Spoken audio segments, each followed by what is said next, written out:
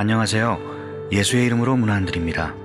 본 CD는 버지니아 애난델에 위치한 메시아 장로교회 방송 선교부에서 한세영 목사님의 설교 내용을 선교용으로 제작한 것입니다. 설교를 들으시고 예수 그리스도에 대해 알기를 원하시거나 예수를 믿고 신앙생활 하시기를 원하시는 분은 교회 전화 703-941-4447로 연락해 주시면 성심성의껏 도와드리겠습니다. 아직까지 하나님의 존재에 대한 확신이 없는 분들을 위해서 과학자 출신인 정희건 목사님을 모셔서 말씀을 들었습니다. 사랑하는 성도 여러분, 하나님은 분명히 창조주이신 줄로 믿습니다. 정 목사님이 오셔서 닭이 먼저냐 계란이 먼저냐, 근데 닭이 먼저인 것이 불과 몇 년 전에 과학적으로 증명되었다는 이야기 하셨죠. 도저히 진화론은 가지고 설명할 수 없는 딱정벌레 비유와 같은 여러 가지 말씀들을 해 주셨습니다. 그래서 제가 그분께 여쭤봤습니다. 그렇다면 왜 과학자들이 진화론을 포기하지 못하는 것입니까? 그랬더니 그분이 말씀하십니다. 양심적으로는 진화론을 믿지 않습니다. 그럼에도 그 잘못됐다고 얘기한다면 그걸 증명할 수 있는 더 많은 것들을 얘기해야 되는 것이고, 또 내려놔야 할 것이 너무나도 많이 있기 때문에 그렇게 할 수가 없다는 것입니다. 결국은 그렇게 되면 그 대안을 내세워야 되는데 없잖아요. 그리고 또 결국은 창조론을 인정할 수밖에 없게 된다는 것이죠. 또 저는 개인적으로 그런 말씀을 여쭤봤습니다. 어떤 분이 그런 얘기를 했어요. 이 진화론에 대해서 좀 근거가 될 수 있는 것은 돌연변이다 그랬어요. 돌연변이는 유전과 상관없이 갑자기 생겨나는 변이거든요. 그러니까 진화도 가능성이 있다, 이런 하는 얘기를 들어봤는데, 그래서 제가 그건 어떻게 되는 겁니까? 여쭤봤더니 돌연변이는 절대 우등변이가 아니라는 겁니다. 그러니까 돌연변이가 생길 때는 더 좋은 쪽으로 변이가 되는 게 아니라 열등변이야. 안 좋은 쪽으로 변이가 생기는. 그러니까 진화가 된다는 것입니까? 안 된다는 것입니까? 진화가 안 되고 오히려 퇴화되는 쪽이라는 것이죠. 그러나 어쨌든 간에 중요한 것은 그것이죠. 창세기 1장 1절에 지난 주일에 보니까는 찬양대에서도 히브리 성경을 갖다 막 읽으시는 분이 있었는데요. 창세기 1장 1절에 태초에 하나님이 천지를 창조하시라는 이 말씀은 분명한 진리인 줄로 믿습니다. 이에 저는 먼저 우리 메시아 교회 안에 신앙생활 하시는 분들은 다 이 말씀에 대한 확신과 믿음이 있으시기를 진심으로 축원합니다. 이것만 있으면요, 못 믿을 것이 없는 것입니다. 이것만 있으면 우리 신앙은 확고할 수 있는 것입니다. 여러분, 선교란 무엇일까요? 선교는 예수를 믿지 않는 이방인들에게 복음을 전파하는 사명을 감당하는 일인 것이죠. 사명이란 사전적으로 누구의 부탁을 받고 심부름하는 목숨이란 뜻이 있습니다. 이에 교회와 성도는 예배의 사명, 양육의 사명, 교제의 사명, 봉사의 사명, 그리고 선교의 사명이라는 이 5가지 본질적인 사명이 있다고 할 수 있는데, 이것은 바로 사도행전 2장에 나타난 초대교회의 최초 성령 강림 사건을 통해서 보여진 그 교회의 모습이라고 할 수가 있습니다. 일례로 사도행전 2장 42절을 보면 그들이 사도의 가르침을 받아 서로 교제하며 떡을 떼며 오로지 기도하기를 힘쓰니라 라고 했는데, 여기에 그 사명들이 나오고 있죠. 그러나 우리 주님은 무엇보다도 하늘로 승천하시면서 이 말씀하셨습니다. 오직 성령이 너희에게 임하시면 너희가 권능을 받고 예루살렘과 온 유대와 사마리아와 땅끝까지 이르러 내 증인이 되리라. 그렇다면 여러분 어떻습니까? 우리 주님이 우리에게 주신 이 5가지 사명 중에서 가장 중요한 사명은 어떤 사명이라는 것입니까? 그것은 바로 선교의 사명이라는 것을 알 수가 있는 것이죠. 사실 사도행전을 보면은 다른 사명들은 이렇게 2장에서 보면 성령 충만하니까 그냥 저절로 생겨난 것을 볼 수 있습니다. 그런데 이 선교의 사명은 어떻습니까? 물론 성령 충만하니까 나중에 선교의 사명도 감당했지만, 그러나 유독 예수님은 이것을 직접적으로 말씀하고 있다는 것입니다. 이것을 하라. 다른 것은 얘기하지 않으시면서 하늘로 승천하시면서 오직 하나의 유언을 하셨는데, 그게 뭐냐? 선교하라는 것입니다. 그러므로 너희는 가서 모든 족속으로 모든 민족으로 제자를 삼아 아버지와 아들과 성령의 이름으로 세례를 주고 내가 너희에게 분부한 모든 것을 가르쳐 지키게 하라. 그런데도 우리의 신앙생활을 돌아보면 어떻습니까? 우리는 이 5가지 사명 중에 어떤 사명을 가장 중요하게 생각하고 어떤 사명에 더 가장 소홀히 하고 있습니까? 어떤 사명에? 예배, 양육, 교제, 봉사, 선교. 어떻습니까, 여러분? 선교적 사명이라는 것은 곧 예수님의 유일한 유언적인 명령임에도 불구하고 우리 그리스도인들은 너무나도 이 사명에 최선을 다하지 못하고 있다는 것입니다. 그렇다면 어떻게 해야 할까요? 어떻게 해야 될까요? 우리는 이 문제의 심각성을 알고 기도해야 한다는 것입니다. 기도해야. 그래서 초대교회 성도들과 같이 이를 위해서 더욱 기도에 힘쓰는 가운데 과연 성령의 충만함을 받아 이것을 감당할 수 있어야 한다는 것입니다. 기억하십시오. 선교의 사명이라는 것은 절대로 인간의 의지와 수고로만 되는 일은 아니라는 것입니다. 스가랴 4장 7절에서 여호와께서는 스가랴 선지자에게 말씀하셨죠. 이는 힘으로 되지 아니하면 능력으로 되지 아니하고 오직 나의 영으로 되느니라. 예수님의 제자들도 그러했습니다. 성령이 그들에게 임하지 않을 때는 그들이 아무리 예수님을 쫓아다녔다 할지라도 제대로 그 선교의 사역을 제대로 감당하지 못했습니다. 그러나 성령 충만하니까 어떻게 됩니까?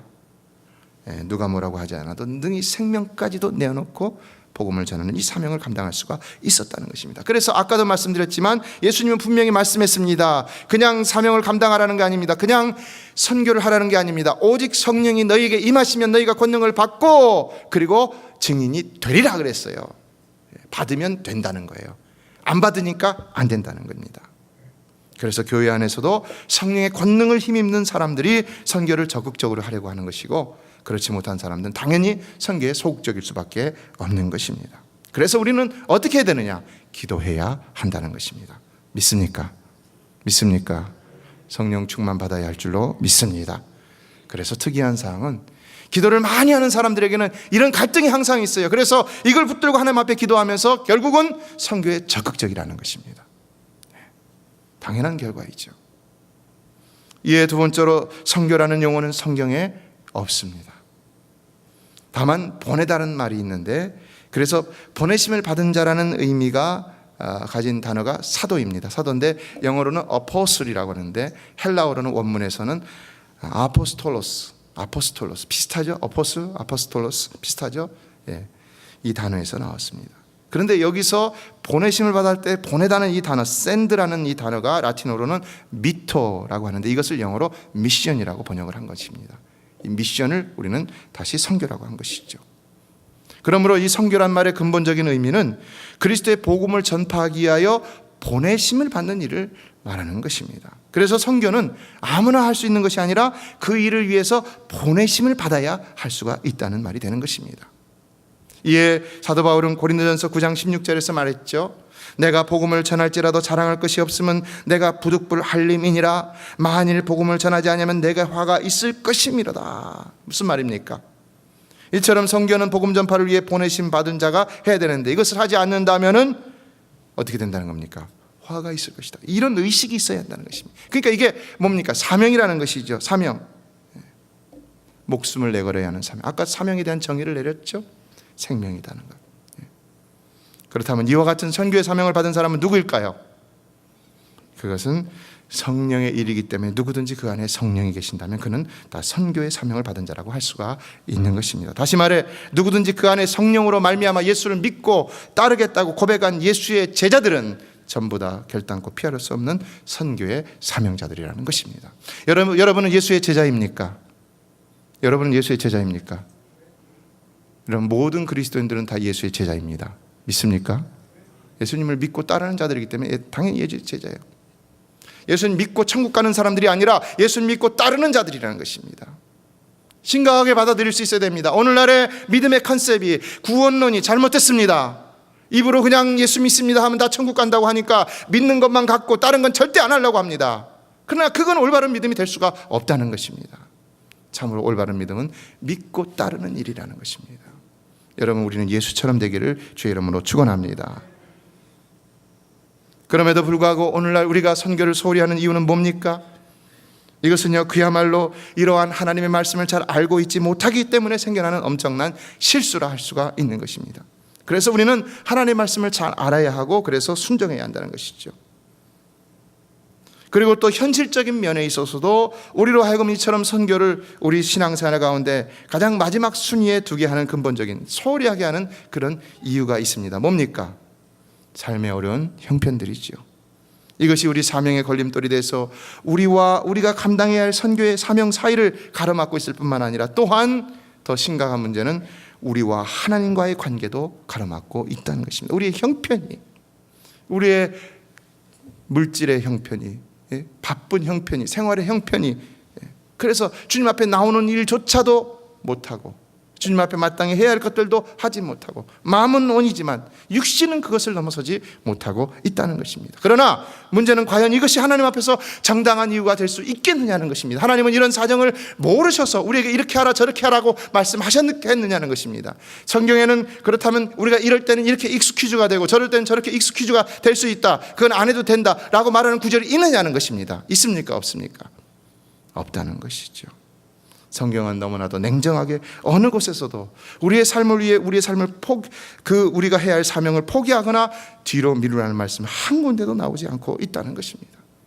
예수께서 사명을 위해 제자들을 부르실 때도 그들의 생업의 현장에서 그들을 곧바로 부르셔서 그들이 그 생업을 버리고 예수를 따랐던 것을 볼 수 있습니다. 그래서 베드로와 안드레와 세베대의 아들 야고보와 요한은 그 어부로서 그 자리에서 그물을 내려놓고 예수를 따랐죠. 마태라는 세리는 직업을 내려놓고 예수님을 따랐고, 또 다른 제자들도 다 자기들이 가지고 있었던 그 모든 것들을 내려놓고 예수를 즉시로 따랐던 것을 볼 수가 있습니다. 이에 예수님도 사실은 사명을 감당하려 공생애를 시작할 때 자신의 생업수단인 목수의 일을 내려놓고 온전히 사명의 길을 가셨다는 것을 생각하지 않을 수가 없다는 것입니다. 어떻습니까, 여러분? 이처럼 사명의 길은 성경 어디서도 편안하고 안전하며 또 모든 것이 다 갖춰진 상태에서 시작하라 라고 한 적이 없고, 또 그렇게 보여준 예도 없다는 것입니다. 바울도 실라도 디모데도 누구도 성경의 어떤 사람도 풍부한 인적 물적 조건이 되기 때문에 사명 감당을 시작한 사람은 하나도 없습니다. 이들은 전부 다 오직 그들이 사랑하는 예수님의 명령 하나에 순종하는 일로만 그 힘든 사명을 시작하고 감당해 나갔던 것입니다. 그러나 여러분, 그들이 그렇게 힘든 가운데서도 어렵게 그 사명을 감당해 나갈 때 어떤 일이 벌어졌습니까? 놀라운 역사들이 일어났죠.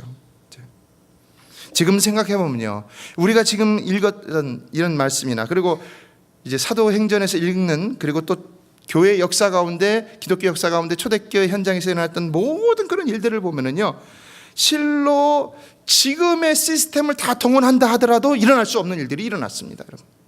지금의 무슨 제자 훈련을 동원하고 지금의 무슨 퍼실리티를 다 동원을 하고, 어떤 국가력을 동원한다고 그래갖고 성령의 충만한 역사가 일어나고 3,000명이 되고 10,000명이 되고 이런 역사가 일어날 수가 있겠습니까, 여러분? 아니잖아요. 그렇죠? 오직 성령께 순종할 때 그 역사는 일어난다는 것입니다. 그것은 사람의 일이 아니라 하나님의 역사이기 때문인 것입니다. 믿습니까? 그래서 저 소아시아가 복음화되고 그리스가 복음화되고 로마가 복음화되고 전 세계가 복음화돼서 오늘날 우리에까지 이르게 되었다는 것입니다.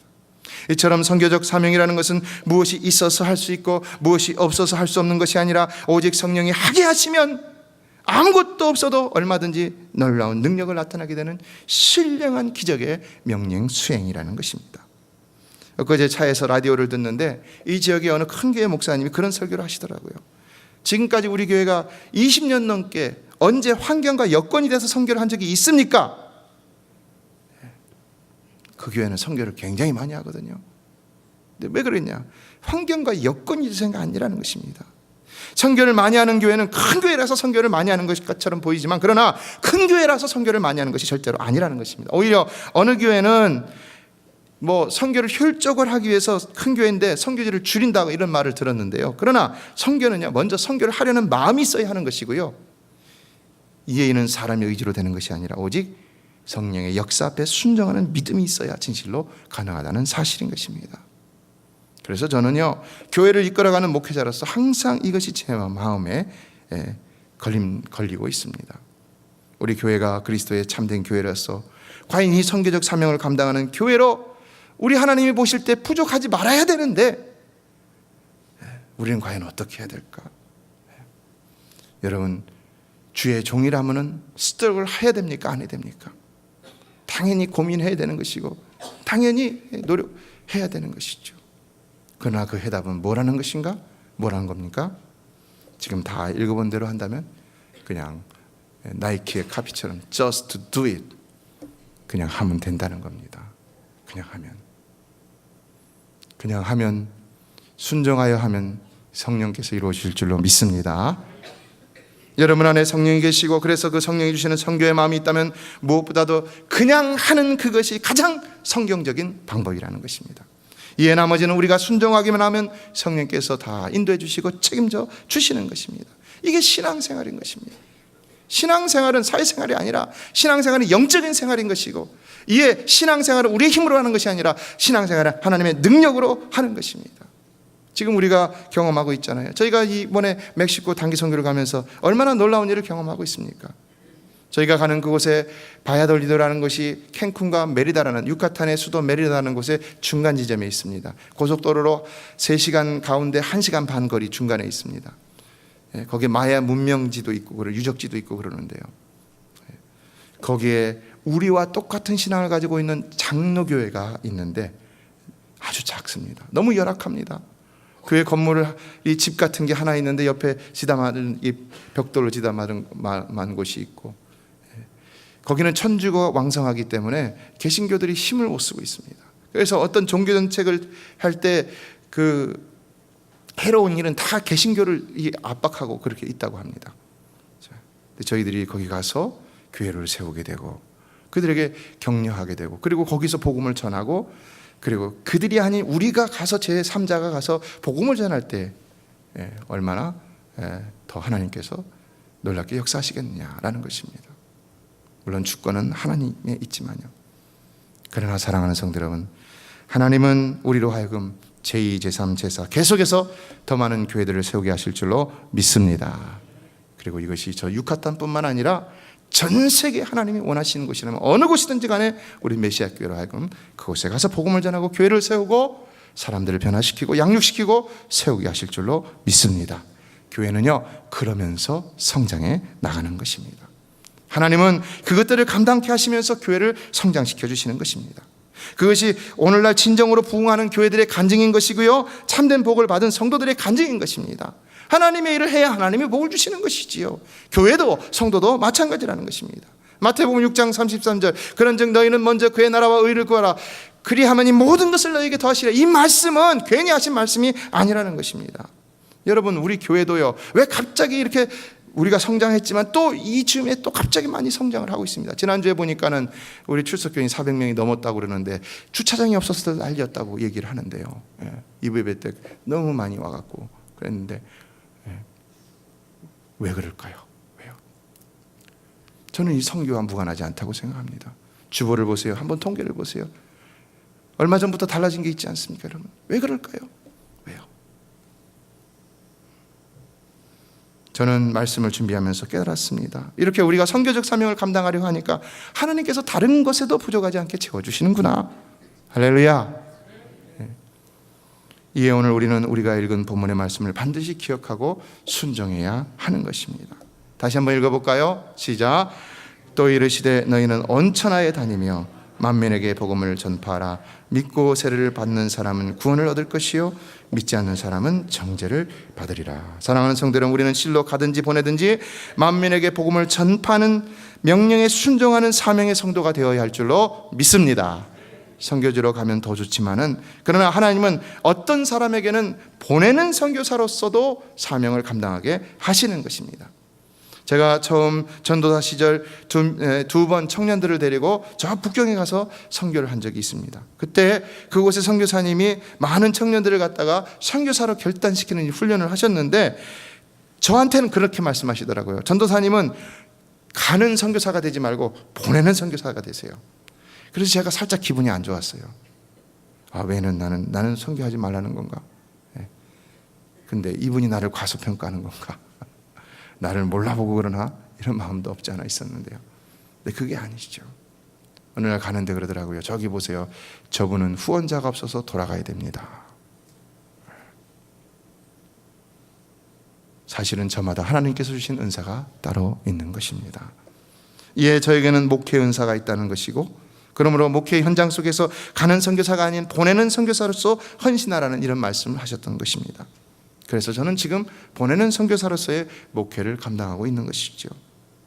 그러므로 여러분 가운데도 가는 선교사로 보내심을 받는 분이 있는가 하면 보내는 선교사로 또한 선교사들을 후원하는 이런 분들이 있다는 것입니다. 더 많죠. 이에 보내는 선교사라는 것은 단지 물질을 지원하는 것만을 얘기하는 것이 아니지요. 물질이 없어도 얼마든지 기도로 후원할 수 있는 것이고, 사실 이것이 물질보다 더 큰 힘이 될 수 있는 것이죠. 왜요? 물질은 하나님의 손에 달려있는 것이기 때문에 우리가 기도할 때 하나님께서 물질을 주시면 물질은 얼마든지 생겨날 수 있는 것이기 때문인 것이죠. 믿습니까? 그래서 교회 안에 목회자들보다 평신도들이 훨씬 더 많을 수밖에 없는 것처럼 사실은 가는 선교사보다는 보내는 선교사가 더 많을 수밖에 없는 것입니다. 예, 고린도전서 12장 29절은 다 사도이겠느냐, 다 선지자이겠느냐, 다 교사이겠느냐, 다 능력을 행하는 자이겠느냐 라고 했습니다.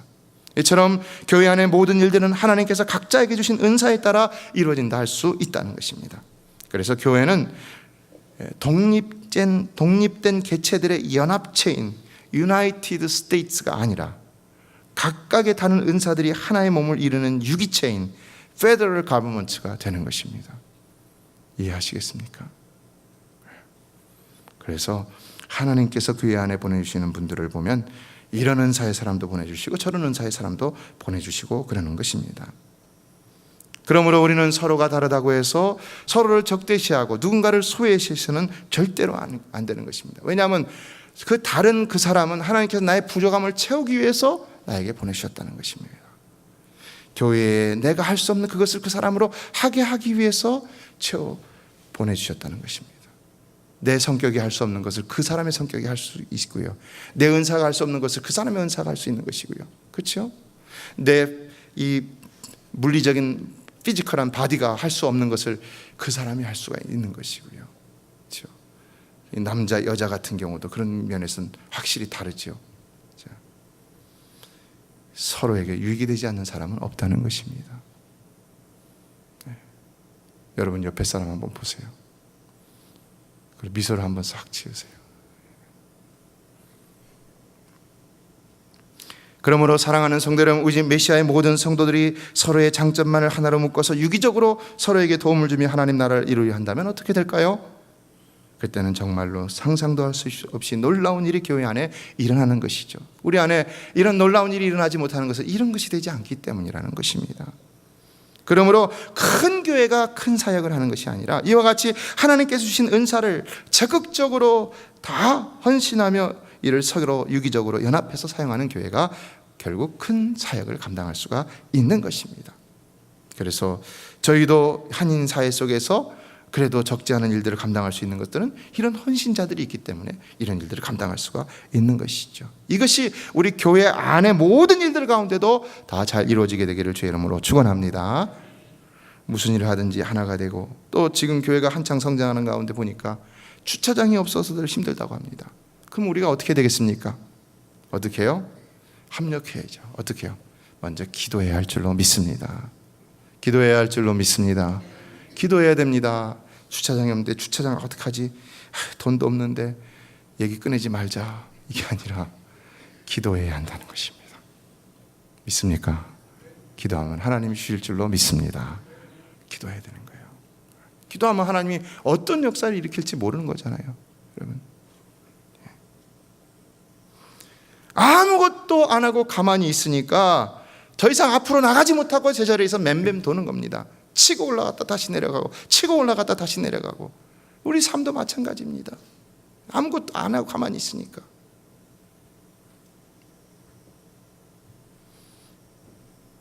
그러나 이처럼 선교도 하나님께서 우리에게 주신 은사에 따라 어떤 분은 가는 선교사로, 어떤 분은 보내는 선교사로 협력함이 반드시 필요하다는 것입니다.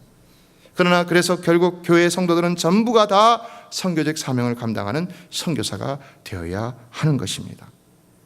우리는 굳이 먼 선교지에 나가지 않더라도 얼마든지 이 주님의 선교 명령을 이곳에서 순종하며 감당할 수 있다는 사실을 잊어서는 안 되는 것입니다. 그리고 우리가 사는 이곳이 바로 선교의 현장이 될 수가 있는 것이죠. 특히 이 아난데일이 어떻습니까, 여러분? 더 그렇죠. 이곳에도 중남미 분들이 많이 사는데 우리 교회도 이 교회 건물 안에 주일날, 화요일날, 토요일날 두 컨그리게이션이 모여서 한 곳은 여기 예배당에서 본당에서, 그리고 그 컨그리게이션은 저기 중고등부실에서 모여서 예배를 드립니다. 자, 우리가 이렇게 예배를 드리게 하는 것도 하나의 사명 감당입니다, 여러분. 하나님 기뻐하시는 것이죠. 예. 또 저희 교회 일주일에 3번씩 보면 새벽에는 아침에 라면을 끓여주는 분들이 있어요. 근데 우리가 집에서 먹는 라면보다 더 맛있게 끓여줘요. 배고프면 한번 와보세요. 또 점심에는 굿스푼에서 음식을 나눠주기도 하죠. 그러면서 복음을 전하기도 합니다. 우리도 예수 믿지 않는 이방인들에게 복음을 전하고자 한다면 얼마든지 기회가 있다는 것입니다. 저는 이분들이 자기 교회도 아닌 남의 교회에 와서 이렇게 일주일에 몇 번씩 수고한다는 것이 참으로 대단하다는 생각을 합니다. 그런데 그 일을 하시는 분 중에 회계사 한 분이 있는데, 그분이 식사하시면서 이런 말씀하셨습니다. 어느 목사님이 오셔서 말씀하시면서 참으로 좋은 일을 하십니다. 저희도 해야 되는데 못합니다. 이렇게 말씀하시더라는 거예요. 그래서 이분이 이렇게 말했다는 겁니다.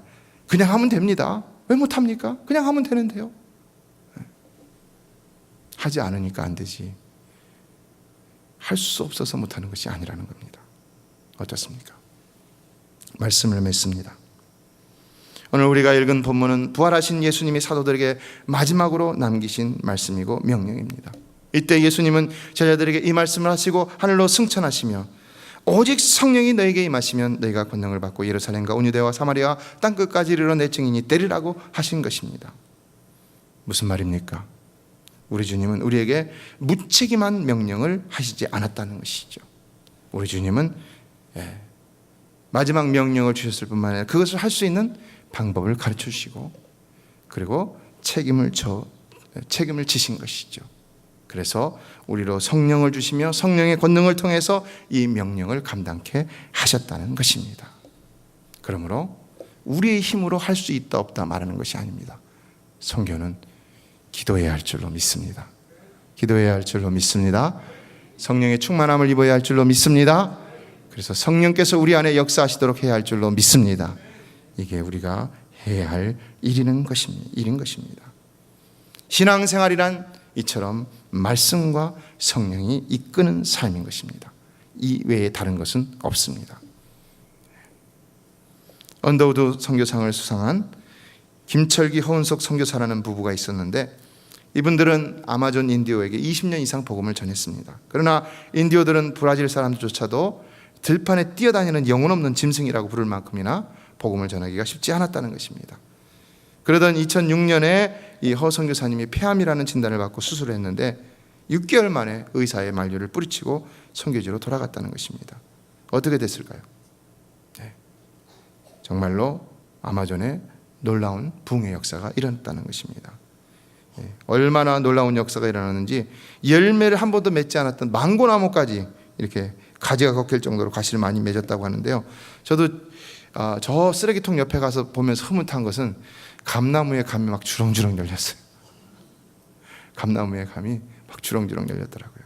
자, 전에 한번 수박나무에 수박이 막 주렁주렁 열린 적이 있었죠. 신학교를 세워서 100명의 졸업생을 배출하고 50여 명의 목사 안수를 하고 이런 놀라운 역사가 일어났습니다. 우리 돌아가신 김원수 목사님도 이렇게 하셨죠. 몸이 아프신데도 불구하고. 자.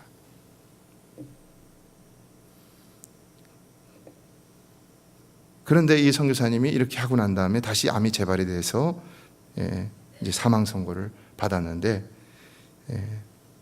다시 그럼에도 교회를 4개를 더 개척하고 이렇게 고백했다는 것입니다. 이제 제가 선교사로 사람들에게 존경받을 만한 위치에 섰습니다. 제 스스로가 교만해질 수 있는 시기였죠. 그런데 이때 하나님께서 저에게 암을 허락하셨어요. 사람들의 존경보다 천국에서의 선물을 주시는 하나님의 배려이죠. 사실 암이 발병하고 까닭없이 많은 모욕과 수치를 당했어요. 그렇게 헌신했으면 복을 받아야지 왜 암을 받았느냐, 의심의 눈초리도 있었습니다. 그런데 죽음과 투쟁하는 그 고통이 예수 그리스도를 덧입게 하는 축복의 통로였다는 사실입니다. 이 생명을 다하기까지 예수만 높이다가 이 땅의 사명을 마감하는 그날, 저는 주님 앞에 서게 될 것입니다. 할렐루야. 어떻습니까? 사명을 감당하는 것은 결코 인간의 힘이 아닌 것입니다. 그것은 말씀에 순종하고자 헌신하는 이에게 성령께서 역사하시는 권능의 결과일 뿐인 것입니다. 어느 분이 성령 충만과 술 취함의 공통점을 이렇게 적어놨더라고요. 성령 충만, 술 취한 것 공통점이 뭐냐? 첫째, 말수가 는다. 둘째, 노래한다. 셋째, 권한다. 넷째, 운다. 그렇죠? 다섯째, 용감해진다. 여섯째, 지배당한다. 일곱째, 없으면 못 산다. 중독된다. 여덟 번째, 냄새를 풍긴다. 그렇죠? 어떻습니까? 비슷한 것 같죠? 어떤 분이 식사를 하는데 그런 얘기를 하더라고요. 기독교는 한 가지 아쉬운 점이 있는데 술을 마시지 않아서 아쉽대요. 우리 개신교는. 왜냐 그랬더니 술을 마시면 다 속에 있는 것을 털어놔갖고 안 좋았던 관계들도 빨리 회복할 수 있을 텐데 술을 안 마시니까 관계가 회복이 잘 안 된다는 거예요. 여러분 어떻게 생각하십니까? 여러분 우리는 거룩한 성도인데 꼭 술 마셔서 인간관계를 개선해야 하겠습니까? 그게 신앙생활입니까? 신앙생활이 아닌 것이죠. 그건 사회생활인 것이죠. 우리 모두가 다 성령으로 충만하게 된다면 우리 모두는 실로 서로를 아끼고 사랑하며 용서하는 하나님 나라를 체험하게 될 줄로 믿습니다.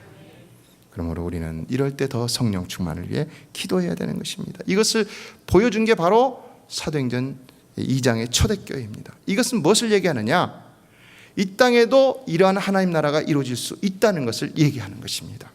성령의 충만한 역사만 일어나면 이 땅에서도 하나님 나라가 이루어질 수 있다. 이의 신앙생활은 머리는 냉철하고 가슴은 뜨겁게 하는 것이 바람직한 모습인 것입니다. 그래서 우리는 성령과 진리로 충만하기를 항상 구하며 신앙생활할 수가 있어야 하는 것입니다. 그러면 그 성령과 진리가 여러분의 삶을 책임지고 인도해 주시는 것입니다. 능히 사명을 감당케 해 주시는 것입니다. 이처럼 기독교는 초자연적인 하나님의 능력으로 살아가는 정말로 살아있는 기적의 종교인 것입니다. 사랑하는 성도 여러분, 그러므로 여러분의 남은 생애가 더욱 기도와 말씀의 힘쓰심으로 하나님의 은혜 가운데 성령과 진리가 여러분의 삶을 이끌어가는 이런 신령하고 거룩하고 그리고 기적적인 인생을 살아가시는 복된 생애가 되시기를 주의 이름으로 축원합니다. 메시아 장로교회는 아난데일 236 리틀 리버 턴파이크 선상에 있으며 디자인 안경과 알라딘 서점 옆에 있습니다. 주소는 4313번 마크햄 스트리트, 애난데일, 버지니아 22003입니다. 성경은 주 예수를 믿어라. 그리하면 너와 내 집이 구원을 얻으리라 하셨습니다. 이 CD를 들으시는 분께서 예수를 믿지 않으셨다면 꼭 예수를 믿고 죄악된 세상에서 구원을 받을 수 있도록 기도하겠습니다.